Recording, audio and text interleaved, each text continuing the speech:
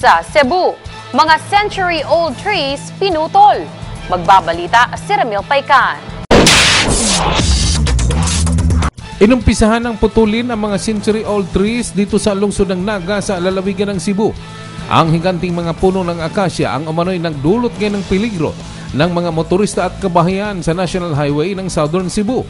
Dahil dito, libo-libo mga pasahero at motorista ang stranded sa National Highway. Marami ang nagrereklamo dahil masyado ng late at di na nakapasok sa kanilang mga trabaho at mga paaralan dahil sa tindi ng traffic.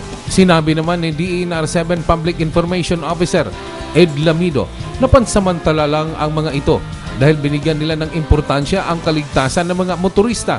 Tatagal pa ng 2 araw ang pagputol sa 7 mga century-old trees na ayon ng DENR na delikado ng maluwal sa kanilang kinatatayuan.